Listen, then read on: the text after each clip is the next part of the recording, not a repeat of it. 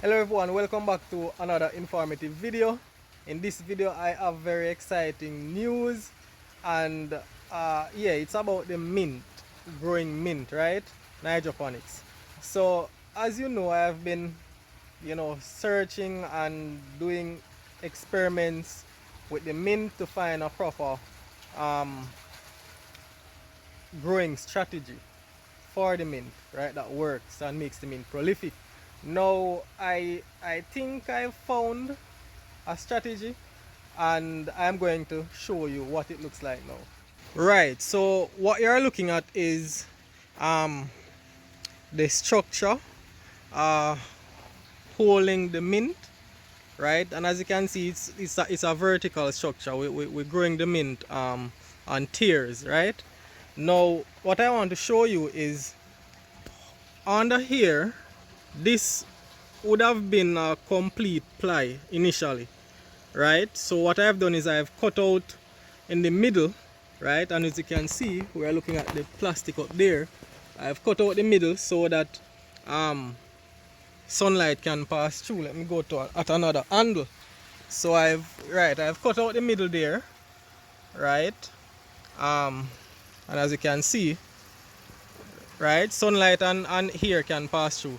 Now remember, initially what I had done was to use the put the styrofoam completely over, like for example this is this bed, right? I put the styrofoam over it completely, right, and then bore holes in the styrofoam, right? Because remember, the whole problem with the mint was that it was having a lot of bacterial and fungal infection and causing the leaves to be black and rotting and all of that. So I wanted to basically separate the leaves from the growing medium, so that to prevent water from splashing up on the leaves, or to prevent the leaves from getting contact with the growing medium and water, right? So instead of putting the styrofoam completely over the growing mix, what we did was basically use strips. We use strips of styrofoam, right? So as you can see, these are just basically strips. So what this does is it creates, we leave an opening at this end, an opening in the middle, and one at this end, right?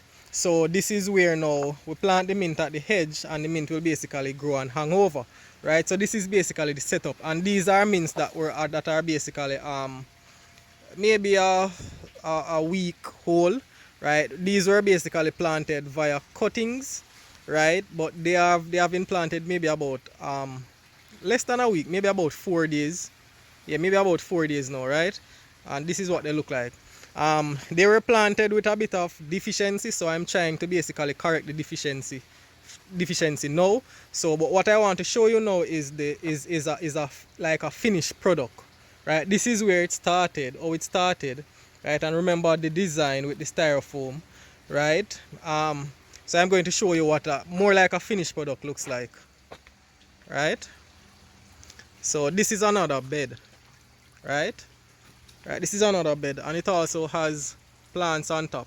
Now this was basically the first set that we tried this method with, right? Hence those are looking like that, and we have some on the top there, but those mints are different variety from this one, so I think I'm going to change out those and use this variety, right?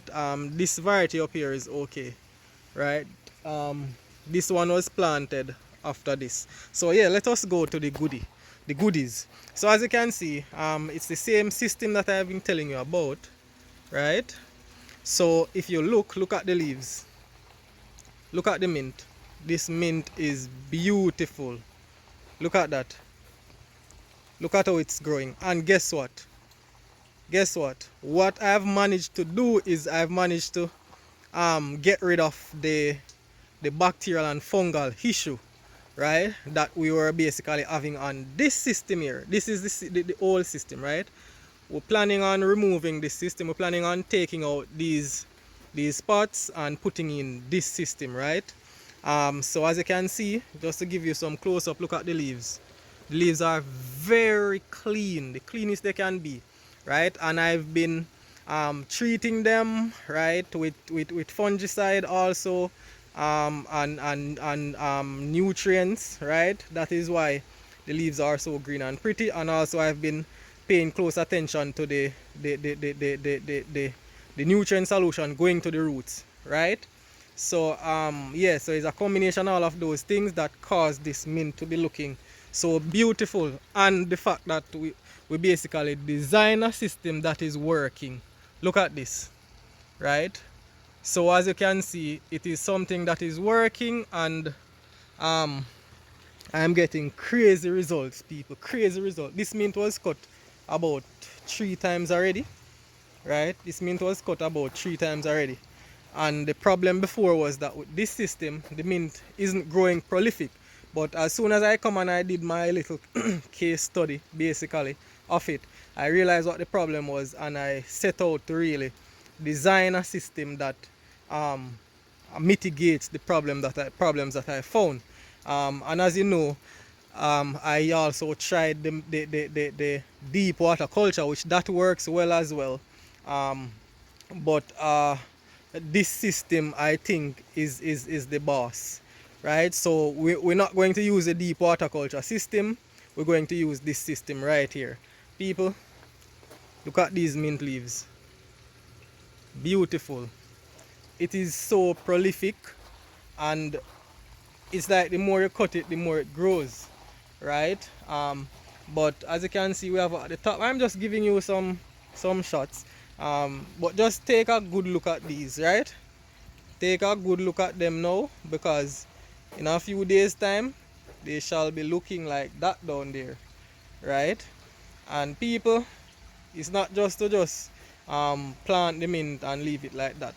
It is a combination of the right environmental factors, nutrients, and all of that that will make your plants grow. So I'm very happy at the moment, right? These will soon change off, right? And yeah, that this is basically an update I want to give you about the mint. So I think the mint experiment is over, right? I'm basically concluding on this system here, right? This is the system we're going to use to move forward.